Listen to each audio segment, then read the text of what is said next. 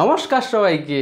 আজকে আমরা বিভাজ্যতার second part নিয়ে আলোচনা করব। এর আগের পার্টে আমরা 1 থেকে 10-এর ঘর অবধি করছিলাম। আজকে এর পরেরগুলো আমরা দেখব। দেখো তো এর পরে প্রথমেই কি পাই, দেখো প্রথমে আছে 11 দ্বারা বিভাজ্যতার নিয়ম। 11 দ্বারা বিভাজ্যতার নিয়মটা কি, আমরা কি করব যে সংখ্যার অযুগ্ম স্থানীয় অঙ্কগুলোর সমষ্টি বার করব ও যুগ্ম স্থানীয় অঙ্কগুলির সমষ্টি বার করব। তারপরে ওই সমষ্টি দুটো আমরা বিয়োগ করব। যদি বিয়োগফল 0 আসে অথবা যদি যেটা বিয়োগফল পাবো সেটা যদি 11 দ্বারা বিভাজ্য হয় তাহলে সংখ্যাটাও কি হবে, 11 দ্বারা বিভাজ্য হবে। এটা কি ধরনের দেখি, মানে যে সংখ্যাটা দেওয়া থাকবে সেটাকে আমরা মনে মনে নাম্বারিং করবো। যেমন এইখানে 1 আছে 1 নম্বরে, 2 আছে 2 নম্বরে, এবার এই 1 আছে কত 3 নম্বরে। আমি কি বললাম, প্রথমে অযুগ্ম স্থানীয়গুলো নেব। তো অযুগ্ম স্থানীয় এখানে কি কি আছে, 1 আর 1 আছে। এই দুটো কী করবো, আমরা যোগ করব। একইভাবে তার থেকে বিয়োগ কী করব, যুগ্ম স্থানীয়। এখানে যুগ্ম স্থানীয় একটাই আছে কত 2, তাহলে 2 যদি এটা আমরা করে দেখি কত 2 - 2, দেখো কত আসতেছে 0 আসতেছে। তার মানে কী হবে, এই 121 যে সংখ্যাটা আছে এটা 11 দ্বারা বিভাজ্য হবে। একইভাবে যদি এর থেকে আমরা বড় একটা সংখ্যা নিই সেমভাবে এটাও নাম্বারিং করো। এটা 1 2 3 4 5, এই নাম্বারিংটা মনে মনে করবে, ঠিক আছে। হ্যাঁ, এটা যদি ভাগাই আমরা কি আসবে, প্রথমে কি করব অযুগ্ম স্থানীয়গুলো নিব। তাহলে অযুগ্ম স্থানীয় কি কি আছে 2 যোগ 1 যোগ 2, এটা গেল। এর থেকে কি বিয়োগ করব, যুগ্ম স্থানীয় অঙ্কগুলোর যোগফল। তো যুগ্ম এখানে কি কি আছে 8 আর 8, তাহলে 8 যোগ 8 করো, এটা কত আসে, এটা করলে কত 5 বিয়োগ কত 8 আর 8 16। তো এটা বিয়োগ করলে কত পাচ্ছি 11 পাচ্ছি, -11। তো দেখো -11 সংখ্যাটা কি 11 দ্বারা বিভাজ্য। সামনে প্লাস মাইনাস কি আসলো ওটা আমার দরকার নেই। মেন কথা হচ্ছে যে সংখ্যাটা আসবে সেটা যদি 0 হয় অথবা 11 দ্বারা বিভাজ্য হয় তাহলে আমরা বলবো কি পুরা সংখ্যাটাও 11 দ্বারা বিভাজ্য হবে। তার মানে কি, যেহেতু এখানে কি 11 পাইছি, এই 11টা কি 11 দ্বারা বিভাজ্য, তার মানে এই যে সংখ্যাটা আছে এটাও কি হবে 11 দ্বারা বিভাজ্য হবে।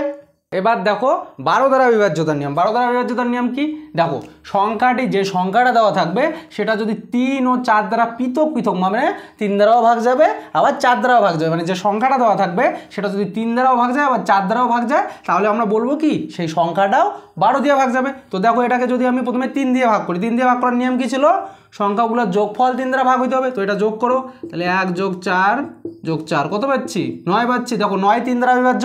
একইভাবে 4 দ্বারা বিভাজ্যতার নিয়ম কি ছিল, পিছনের দুইটা সংখ্যা হয় 0 হতে হবে অথবা পিছনের সংখ্যা দুইটা 4 দ্বারা বিভাজ্য হতে হবে। দেখো এখন এখানে যে 44 আছে এই 44 কিন্তু 4 দ্বারা ভাগ যায়, তাহলে ভাগ করলে কত পাই 11 পাচ্ছি। তার মানে কি, দেখো এই সংখ্যাটা কি 3 দ্বারাও ভাগ যাচ্ছে আবার 4 দ্বারাও ভাগ যাচ্ছে, তার মানে এই যে পুরা সংখ্যাটাও 12 দ্বারা ভাগ যাবে। এটা তো গেল ছোটোটা। এবার যদি আমরা বড়োর ক্ষেত্রে দেখি একই নিয়ম, কী করবো, এটাকেও ওই একই সংখ্যাগুলো প্রথমে যোগফল বার করো, দেখি 3 দ্বারা ভাগ যাবে কি না। 7 যোগ 0 যোগ 4 যোগ 2 যোগ 4 যোগ 4 10 আর 11 কত 21। দেখো এই 21 যে সংখ্যাটা আছে এটা কি 3 দ্বারা ভাগ যায়।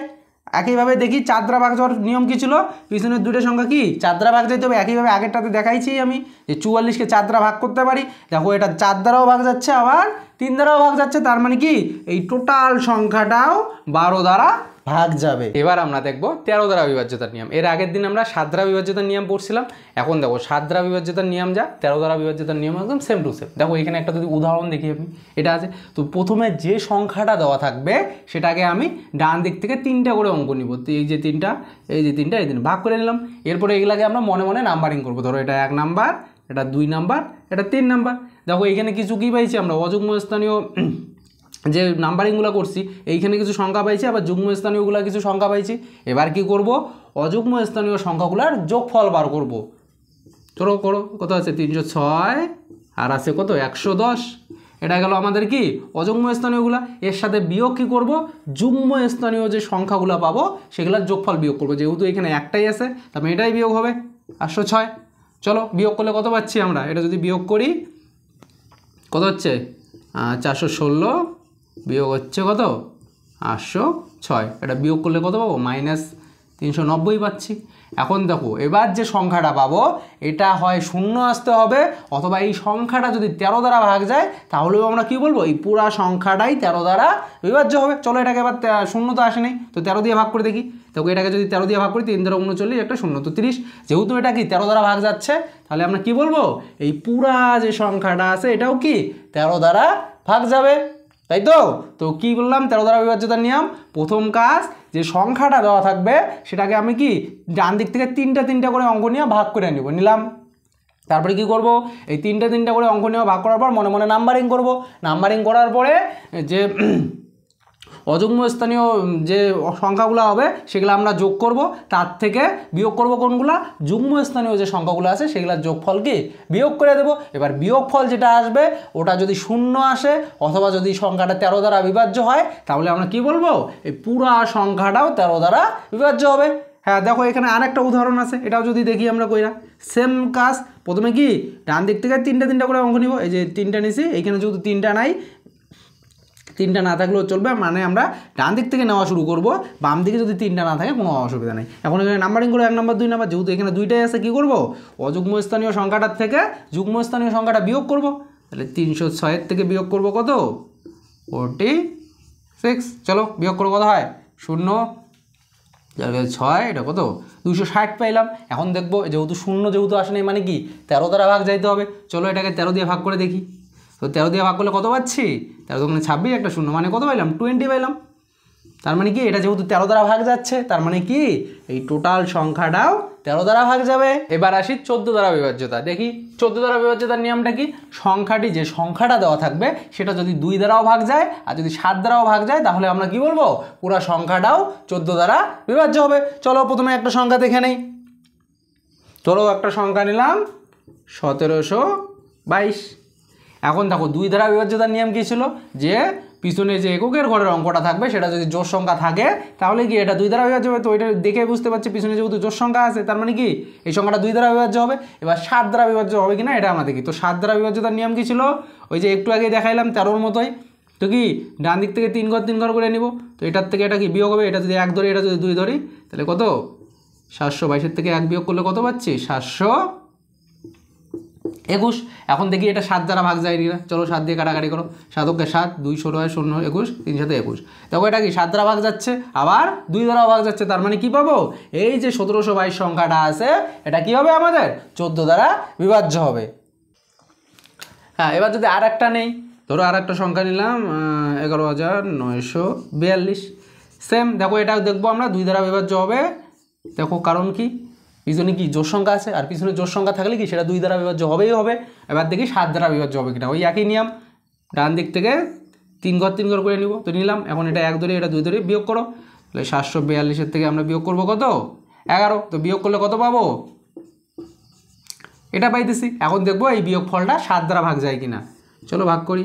7 দ্বারা ভাগ করলে কত, 7 × 7 2 থাকে 23 3 7 21, আবার 2 21 3 7 21। দেখো এটা ভাগ যাচ্ছে কত পাচ্ছি 133। যেহেতু ভাগ যাইতেছে তার মানে কি হবে, আমরা বলতে পারি এই যে পুরা সংখ্যাটা আছে এটা 14 দ্বারাও ভাগ যাবে। তাহলে কি পাইলাম, 14 দ্বারা বিভাজ্যতার নিয়ম হচ্ছে যে সংখ্যাটা দেওয়া থাকবে সেটাকে 2 দ্বারাও ভাগ যাইতে হবে আবার 7 দ্বারাও ভাগ যাইতে হবে। যদি এই 2টা দিয়ে ভাগ যায় তাহলে আমরা কি বলবো, যে পুরা যে সংখ্যাটা দেওয়া থাকবে সেটা যাই দেওয়া থাক সেক্ষেত্রে সেটা 14 দ্বারা বিভাজ্য হবে। এবার দেখো 15 দ্বারা বিভাজ্যতার নিয়ম। দেখো 15 দ্বারা বিভাজ্যতার নিয়মে কি বলছে, যে সংখ্যাটি পৃথকভাবে 3 ও 5 দ্বারা বিভাজ্য হয়। মানে যে সংখ্যাটা দেওয়া থাকবে সেটা যদি 3 দ্বারাও ভাগ যায় আবার যদি 5 দ্বারাও ভাগ যায় সেক্ষেত্রে আমরা কি বলবো, পুরো সংখ্যাটা 15 দ্বারা ভাগ যাবে। তো চলো দেখি, দেখো এটা কি 3 দ্বারা বিভাজ্যতার নিয়ম কি বলছিলাম আমরা, প্রথমে কি সংখ্যার অঙ্কগুলোর যোগফল বার করবো, তাহলে 2 + 2 + 5।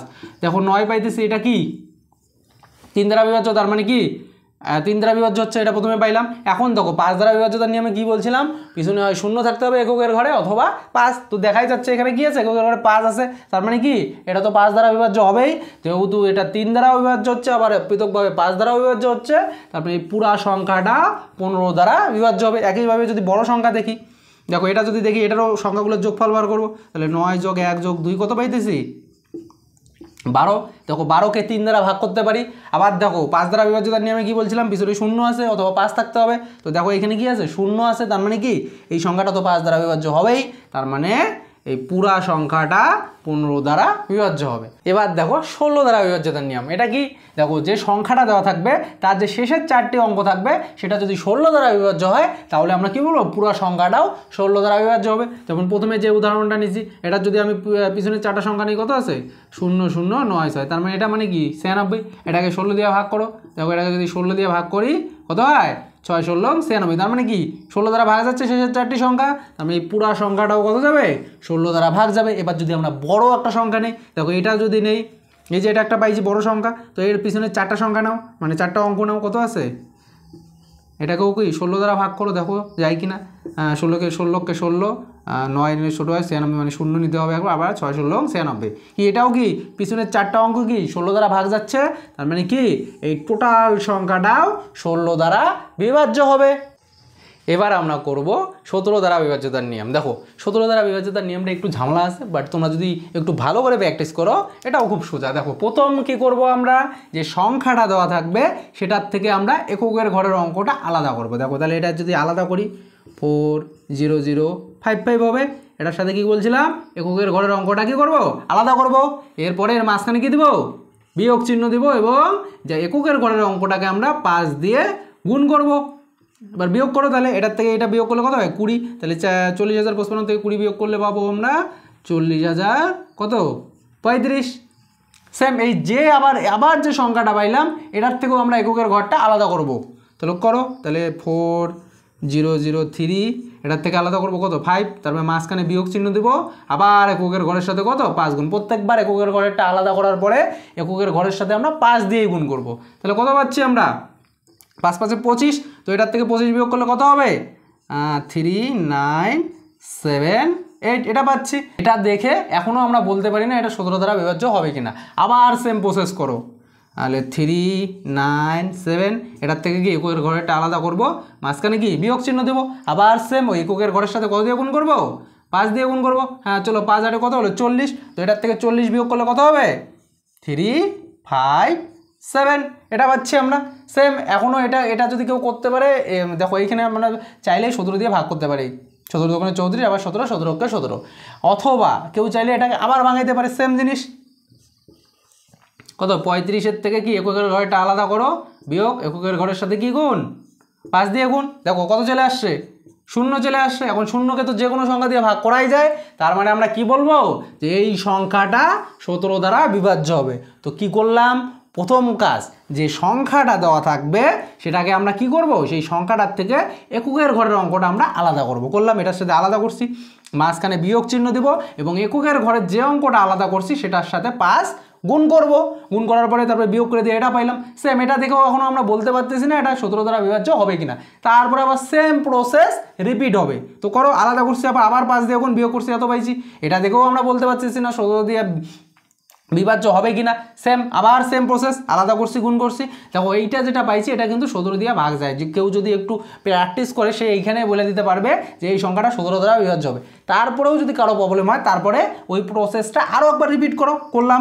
সেম এককের ঘরেরটা আলাদা করছি, মাঝখানে বিয়োগ চিহ্ন, আর এককের ঘরের সাথে 5 দিয়ে গুণ। এখন মনে প্রশ্ন আসতে পারে সববারে কি 5 দিয়ে গুণ করবো? হ্যাঁ, প্রত্যেকবার আমরা এককের ঘরেরটার সাথে 5 দিয়েই গুণ করবো। দেখো করলাম, তারপরে কি 35 থেকে 35 গেলে কি 0। এখন 0কে তো যে কোনো সংখ্যা দিয়ে ভাগ করতে পারি, তার মানে আমরা কি বলবো এই যে সংখ্যাটা আছে সেটা কি 17 দ্বারা বিভাজ্য হবে। এবার দেখো 18 দ্বারা বিভাজ্যতার নিয়ম। 18 দ্বারা বিভাজ্যতার নিয়মে কি বলছে, যে সংখ্যাটা দেওয়া থাকবে তাকে পৃথকভাবে 2 ও 9 দ্বারা বিভাজ্য হতে হবে বা ভাগ যাইতে হবে। মানে সংখ্যাটাকে 2 দ্বারাও ভাগ যাইতে হবে, আবার 9 দ্বারাও ভাগ যাইতে হবে। তো উদাহরণ দেখি আমরা। তো প্রথমে যে উদাহরণ নিয়েছি, তো দেখো 2 দ্বারা বিভাজ্যতার নিয়ম আমরা কি জানি, এককের ঘরের অঙ্কটা জোড় সংখ্যা থাকতে হবে। যেহেতু এটা জোড় সংখ্যা আছে, 4 একটা জোড় সংখ্যা, তার মানে কি এটা সংখ্যাটা তো কি 2 দ্বারা ভাগ যাবেই যাবে। এবার দেখি 9 দ্বারা ভাগ যাবে কিনা। দেখো 9 দ্বারা বিভাজ্যতার নিয়ম যা, 3 দ্বারা বিভাজ্যতার নিয়মও সেম। কি করবো আমরা, সংখ্যাগুলো যোগ করবো।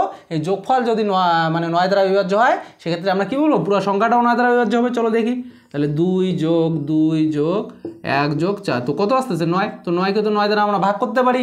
তো কি দেখলাম, এই সংখ্যাটা 2 দ্বারাও ভাগ যাচ্ছে, আবার 9 দ্বারাও ভাগ যাচ্ছে, তার মানে এই পুরা সংখ্যাটা 18 দ্বারা ভাগ যাবে। হ্যাঁ, এবার আর একটা উদাহরণ দেখি। দেখো এইখানে দেওয়া আছে, দেখো পিছনের সংখ্যাটা কি জোড় সংখ্যা, তার মানে কি এটা 2 দ্বারা ভাগ যাবেই যাবে, গেল এটা। এবার দেখি 9 দ্বারা ভাগ যাবে কিনা। তো 9 দ্বারা বিভাজ্যতার নিয়ম কি, যতগুলো অঙ্ক আছে সব অঙ্কগুলো আমরা যোগ করব। সেই যোগফলটা যদি 9 দ্বারা ভাগ যায়, সংখ্যাটাও 9 দ্বারা ভাগ যাবে। চলো, তাহলে 4 যোগ 6 যোগ 1 যোগ 3 যোগ 4, তো যোগ করলে কত পাইতেছি আমরা 18 পাইতেছি। দেখো আমরা 18কে 9 দ্বারা ভাগ করতে পারি, 9 দুগুণে 18, তার মানে কি এই সংখ্যাটা কি 2 দ্বারাও ভাগ গেল, আবার 9 দ্বারাও ভাগ গেল, তার মানে টোটাল যে সংখ্যাটা আছে এটা কি 18 দ্বারা ভাগ যাবে। এবার দেখো 19 দ্বারা বিভাজ্যতার নিয়ম। দেখো 17 দ্বারা বিভাজ্যতার নিয়ম পড়ছি, 17 আর 19-এরটা একটু আলাদা, প্রায় সব প্রসেস ওই একই রকম। দেখো এটারও সেম। প্রথম ক্ষেত্রে কি করব আমরা, যে সংখ্যাটা দেওয়া থাকবে তার থেকে এককের ঘরের অঙ্কটা কি করব, আলাদা করব। চলো করি। তাহলে কত আসবে, 16, 4, 5, 3, 7, 3। তারপরে কি এককের ঘরটা আলাদা করব। দেখো আগের ক্ষেত্রে বিয়োগ করছিলাম, এবার যোগ করতে হবে, মাঝখানে যোগ চিহ্ন দিব। আর আগের ক্ষেত্রে কি করছিলাম, 17-র ক্ষেত্রে আমরা এককের ঘরের অঙ্কটার সাথে 5 গুণ করছিলাম, কিন্তু এবার আর 5 না, এবার কি গুণ করতে হবে, এবার 2 দিয়ে গুণ করতে হবে। হ্যাঁ, তাহলে কত পাবো, 8 যোগ হবে এটার সাথে, 8 যোগ করলে কত আসবে, 1, 6, 4, 5, 3, কত আসবে, 8 যোগ করলে 8, 1, এটা পাইতেছি। এবার যেটা পাবো ওটাকে আবার কি করব, এককের ঘরেরটা আলাদা করব, এইভাবে চলতেই থাকবে।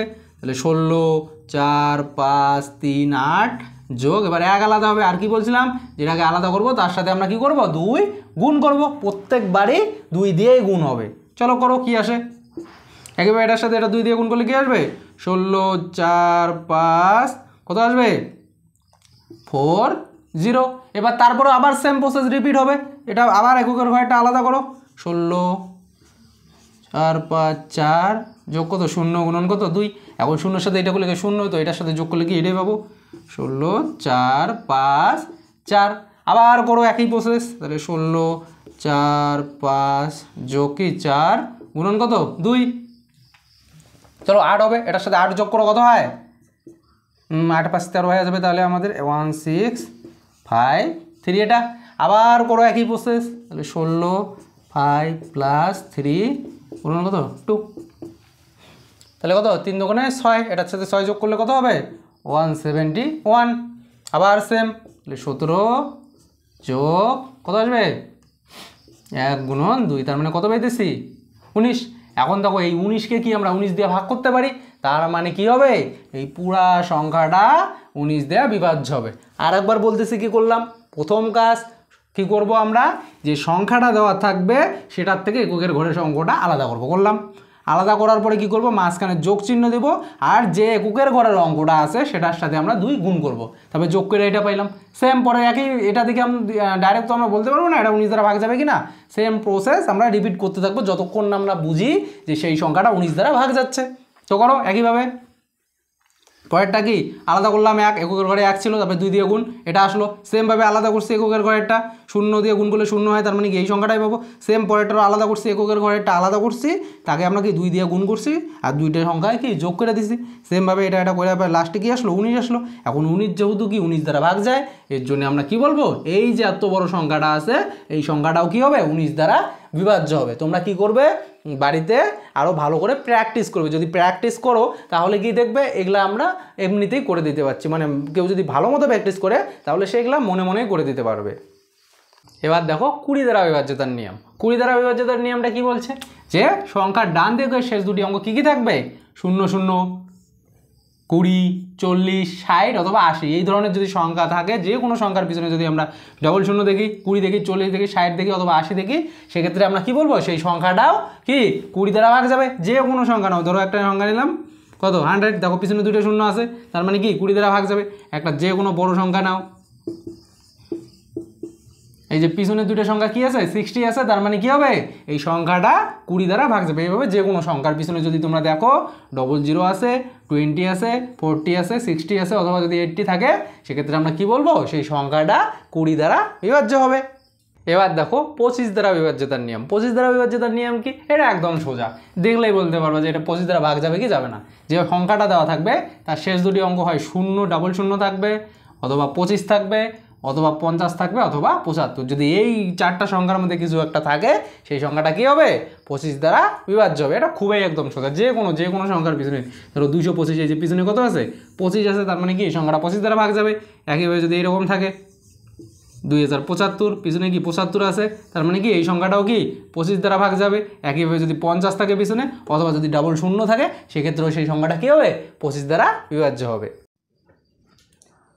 আমরা এতক্ষণ বিভাজ্যতার সব নিয়ম দেখলাম। এবার আমরা কি আরও কিছু পদ্ধতি দেখব, যার সাহায্যে আমরা আরও তাড়াতাড়ি সংখ্যাকে ভাগ করতে পারবো বা বুঝতে পারবো এই সংখ্যাটা কত দ্বারা বিভাজ্য হবে। দেখো এর কিছু আমরা পদ্ধতি অবলম্বন করতে পারি, পদ্ধতি বা কৌশল বলতে পারি, ট্রিক্স।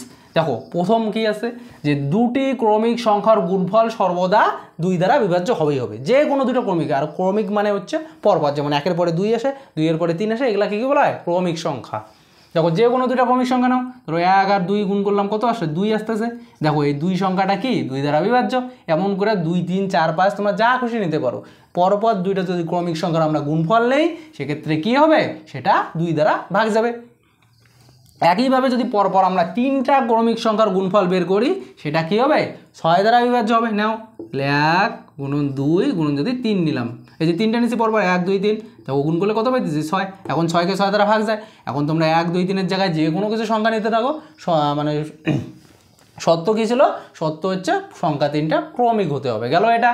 তারপরে কি বলছে যে 4টি ক্রমিক সংখ্যার গুণফল সর্বদা 24 দ্বারা বিভাজ্য হবে। যে কোনো 4টা ক্রমিক সংখ্যা নাও, 1 গুণন 2 গুণন 3 গুণন কত 4, তাহলে গুণ করলে কত পাইতেছি 24।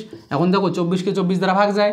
একইভাবে যদি আমরা 5টা ক্রমিক সংখ্যার গুণফল বের করি সেক্ষেত্রে সেই সংখ্যাটা কি হবে, অবশ্যই 120 দ্বারা বিভাজ্য হবে। চলো 5টা নাও, 1 গুণন 2 গুণন 3 গুণন 4 গুণন 5, এটা করলে কত পাবো, গুণ করলে ওই 120 পাইতেছি। তার মানে কি এটা 120কে তো 120 দিয়ে ভাগ করতেই পারি। তারপরে কি দেখো আমরা পরপর যদি 3টে সংখ্যা নিই, মানে পরপর 3টি ক্রমিক সংখ্যার সমষ্টি সর্বদা 3 দ্বারা বিভাজ্য হবে। এবার যোগফল যদি বার করি, যে কোনো 3টা ক্রমিক সংখ্যা নাও, যে 1 যোগ 2 যোগ 3, তাহলে কত পাইতেছি 6 হয়। দেখো আমরা 6কে 3 দ্বারা ভাগ করতে পারি। এখন 1, 2, 3-এর জায়গায় তোমরা যদি 5, 6, 7 নাও অথবা 8, 9, 10 নাও, একই ব্যাপার। পরপর 3টা ক্রমিক সংখ্যা নিয়ে আমরা যদি তাদের যোগফল বের করি সেই যোগফলটা সবসময় কী হবে, 3 দ্বারা বিভাজ্য হবেই হবে। এবার 6 নম্বর, দেখো 6 নম্বর কি বলছে, বলছে 3 অঙ্কের যে কোনো সংখ্যার থেকে তার অঙ্কগুলির সমষ্টি বিয়োগ করলে বিয়োগফল সর্বদা কী হবে, 9 দ্বারা বিভাজ্য হবে। যে কোনো একটা 3 অঙ্কের সংখ্যা নাও, ধরে নিলাম 1, 2, 3, এটার থেকে কি বলছিলাম এর অঙ্কগুলোর সমষ্টি। দেখো সমষ্টি করলে কত পাইতেছি 6 পাইতেছি, তাহলে বিয়োগ করলে কত আসবে 117 আসবে। দেখো এই 117 সংখ্যাটা কী হবে 9 দ্বারা বিভাজ্য হবে। মানে যে কোনো একটা 3 অঙ্কের সংখ্যা নিব, তারপরে যে 3 অঙ্কের যে সংখ্যাটা আছে তার অঙ্কগুলোর যোগফল যদি সংখ্যাটার থেকে বিয়োগ করি, যে বিয়োগফল যেটা পাবো সেটা সর্বদাই কী হবে 9 দ্বারা বিভাজ্য হবে। একইভাবে তারপরে কি বলছে 7 নাম্বার, বলছে একই অঙ্ক বিশিষ্ট 6 অঙ্কের সংখ্যা পরপর যদি